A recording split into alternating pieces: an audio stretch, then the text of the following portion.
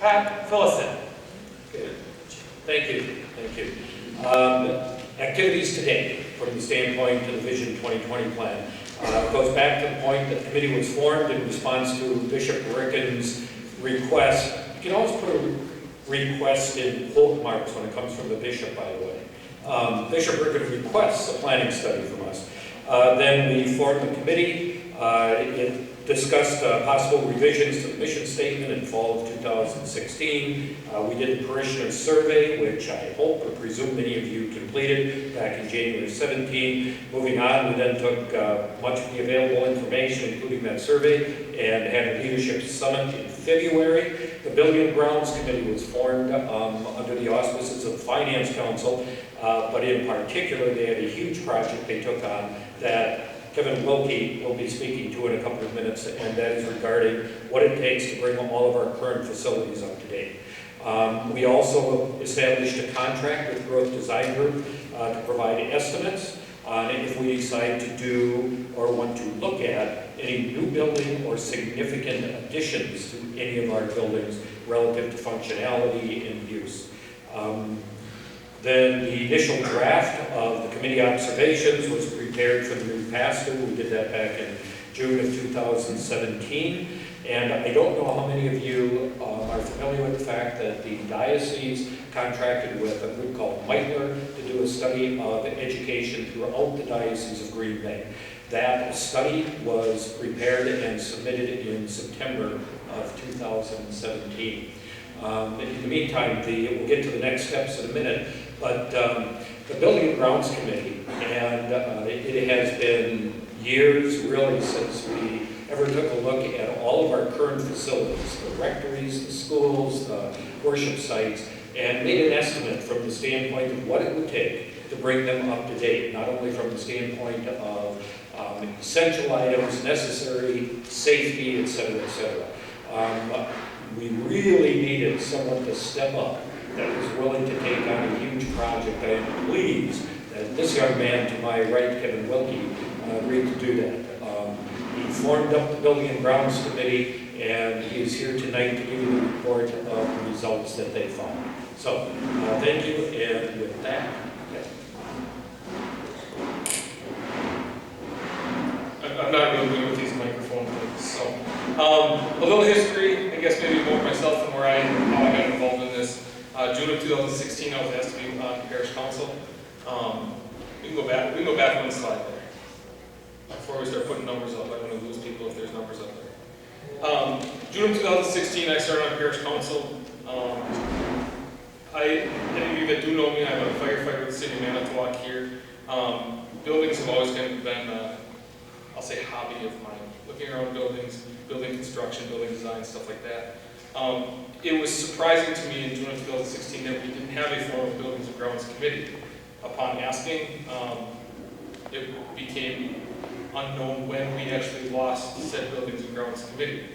At some point after the merger, everyone knows that St. Andrews had one, Holy Innocents had one, St. Mary's had one, then we merged and nobody knew kind of what happened. The unfortunate part of that is that's what kind of has gotten us to the point that we're at now. In the last 13 plus years now since we became St. Francis of Assisi Parish, there's been no organization that has said, here's the capital improvements that we have to do in order to keep our buildings safe and functional for the way that we want to use them. I also became part of the Vision 2020 program. Every time we would have a meeting, we would talk about different options, different plans. One of the big things that kept coming back was, well, where do we stand right now? And nobody had those numbers, so this is what happens when you open your mouth and talk. So I put a committee together. There was 12 or 13 of us on the committee. You can see the top group there. Instead of giving names right now, we just kind of went with what types of people did we have. We had everything from HVAC to electrician to plumbing to public safety. We made sure we had a representative from our Board of Education, from our Finance Council, from our Parish Council. Unfortunately, the only thing we didn't have, and I apologize, was a woman. That was something that we talked about, but when we looked at what we were doing, once we figured we got this number together, we can always revamp our Buildings and Grounds Committee.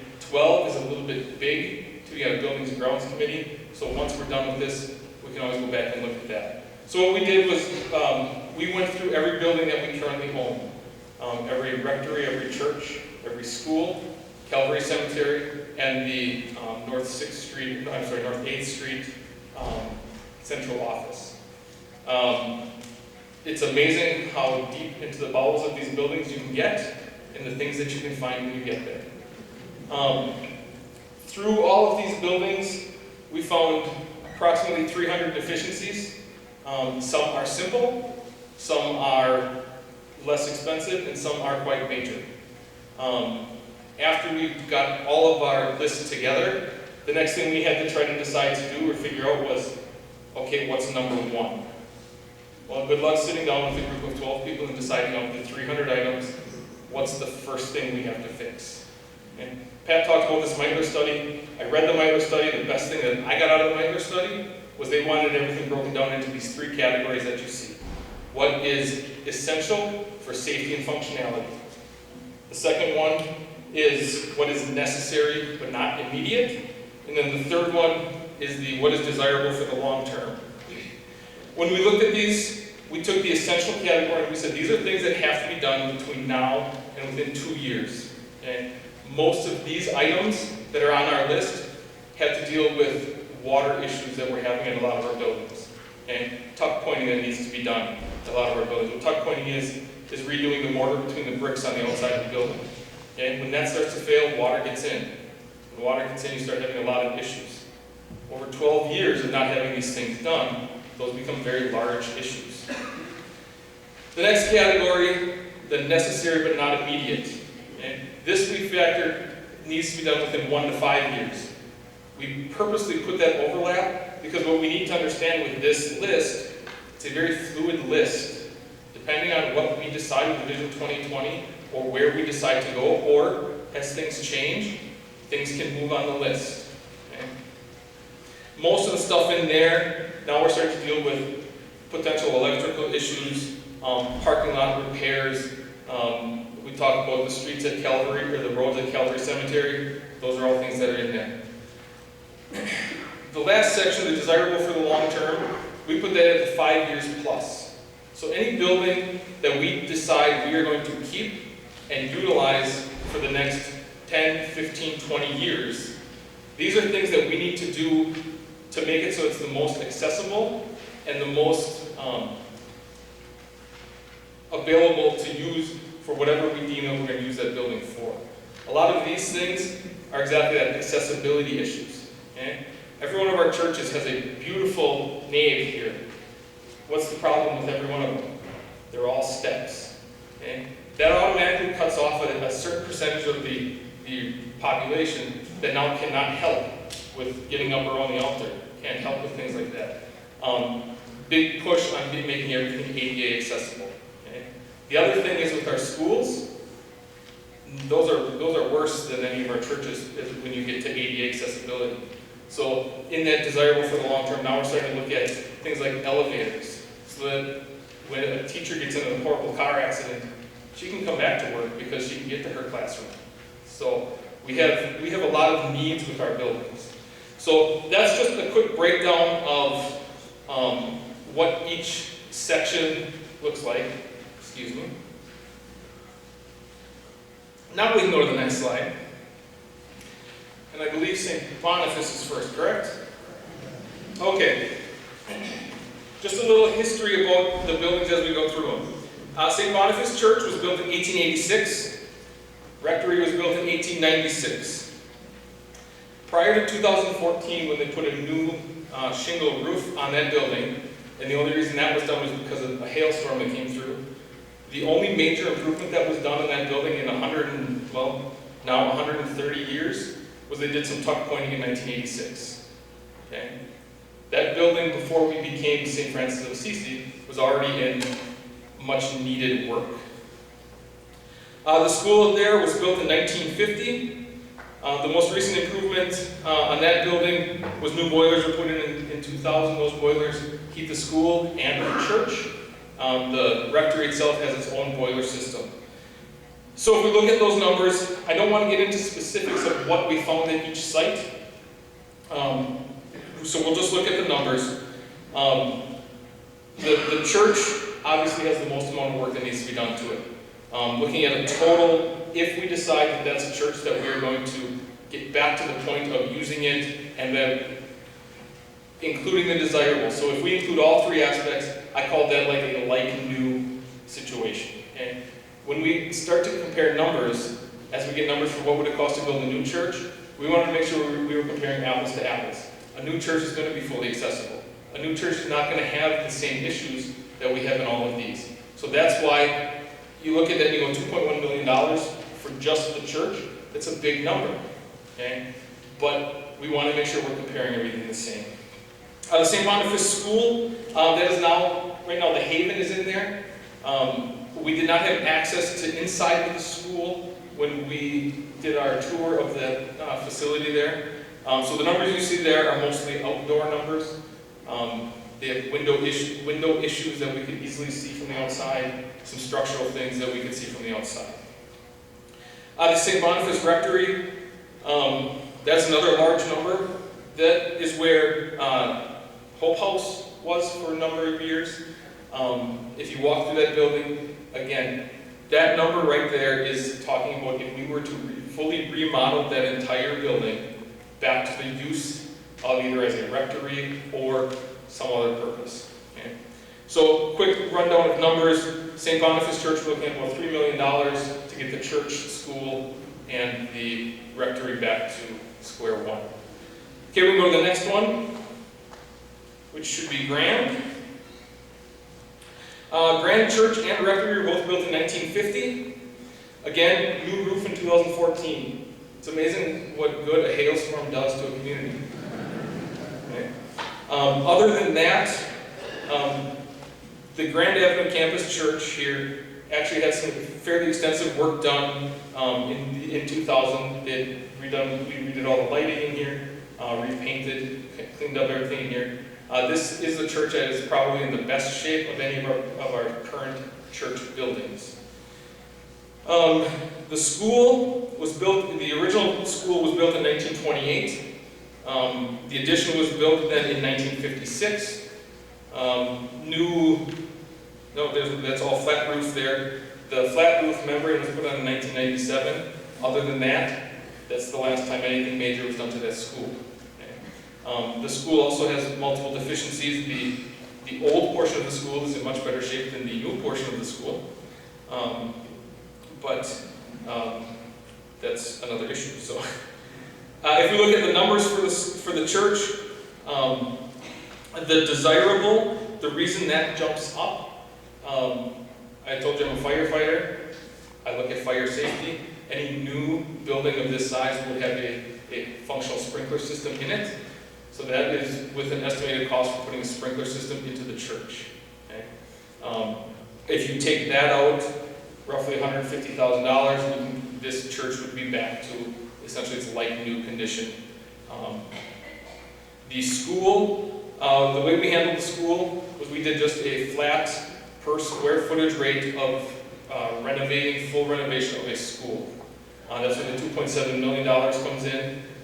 That school is used for adult education, religious ed, thank you. That's a hard word to find. Religious education, 1 or 2 days a week. The second floor is actually completely shut off right now, so we're trying to minimize what we have to heat and cool in different times of the year. The Grand Rectory also is in very good shape. Looking at just the first essential and necessary numbers, about $10,000, and we'd have that right back where we want it. The desirable that's on there is, it's all single pane windows. So again, if we decide we're going to stay in that building for the next 20, 30 years, we want to start getting more efficient things in that building. So this, if we take the school out of this building, you're looking at roughly $500,000 to get this back in shape the way that a brand new building would be. Next slide. Our Marshall Church. The Marshall Church was built in 1898, just a few short years after the St. Boniface Church. The most recent improvement, again, that also had a new roof in 2014, thanks to the hailstorm. They had an interior renovation that was done in 1999, so we're looking at almost 20 years post that. And the reason I bring that up is the difference between building new and renovating or remodeling is the amount of time you get out of your money. Okay? If you look at the inside of the church at Marshall, I'm not saying it looks bad by any means, but you can start to see cracks again, and you can start to see issues inside that church. So at 20 years, whatever money they spent 20 years ago, it's time to spend it again. When you build new, you get about 2 to 3 times that out of your money. So just something for you to think about. The rectory of Marshall was built in 1930. The school was built in 1959. I don't really have much that was added to that. I know the school had the new window system put in. Mike, I'll look at you.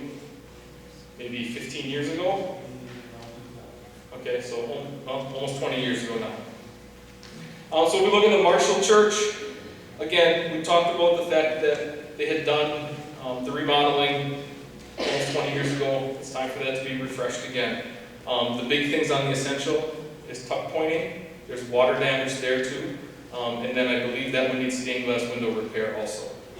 Huge numbers. And stained glass is beautiful. It belongs in every church, but it is horribly expensive when it becomes time to fix it and make it so it's going to last for another 60 years. The desirable there in the church, again, deals with a lot of ADA accessibility, stuff like that, your sprinkler system. The Marshall School, the new water, or the new wall system of windows, we have issues with that leaking. So there's other issues with the school. The rectory, most of our rectories are in pretty good shape. Again, the desirable gets into our more efficiency numbers. So if we look at a total of the Marshall Parish, or Marshall area, I'm sorry, not Marshall Parish, Marshall School, Church, and Rectory, we're looking at, again, right about that distance of $3.5 to $4 million. Okay, next slide is our Waldo. Waldo's our newest church. That church and rectory was built in 1951. It's also our largest church. In 2007, there was a hailstorm there too. We only got half of a roof.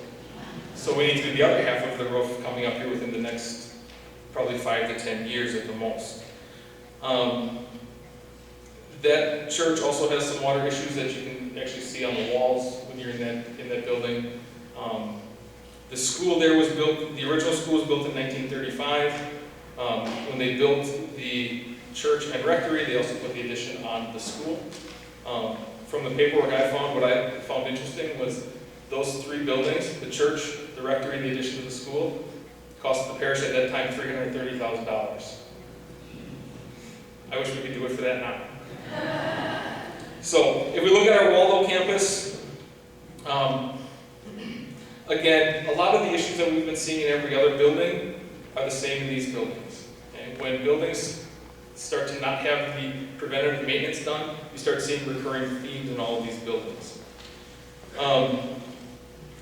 To not get into specifics, because most of them are exactly the same, again, we're looking at the almost $3 million.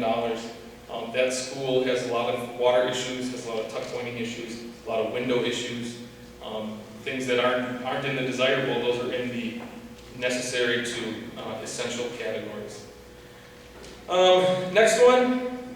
See, I move faster as we get to extra buildings here. We have North 8th Street Central Office and Calvary Cemetery. Central Office, most of those numbers it's just outdated areas. Carpet is starting to show wear and tear. Wall covering is showing wear and tear. Layout isn't always the best. The essentials or the desirable there, again, single pane windows, most of them that are not functional. So if we decide we're going to stay in that building for the long term, these are all things that we would want to do. Calvary Cemetery, a lot of the issues there, again, are the roads. Everyone that's been in there knows the wonderful massage you can get while you drive down the road there. There are a few issues with the building itself, some exterior cleaning that needs to be done, and then some leveling of sidewalks. Those are all safety issues, or the sidewalks are all safety issues, so those on every campus. Leveling of sidewalks is always in the essential area. So, looking at the bottom line, our essential category, so need to be done in the next 1 to 2 years, or within the next 2 years, we're at just over $6 million. The necessary category, we're at another 3.5. And then the desirable, if we decide to keep all of our buildings for the next 20 years, you can throw another $5 million on top of that. So that puts us at a total of $14.5 million. I will warn you that $14.5 million, remember, does not include addition to any school so that there's more room for students. Does not include a gathering space at any of our buildings. Does not include any additional space than what we currently have. So buildings and grounds, I will not try to force you to look at one direction or another. I just want to make sure you have all the facts. And the facts to these numbers are, this is what it costs to get us to square one, and then make additions from there. So, I believe that's all I have. I will pass it back to Pat. And that's what I mean by a lot of work right there. Thank you, Jeff.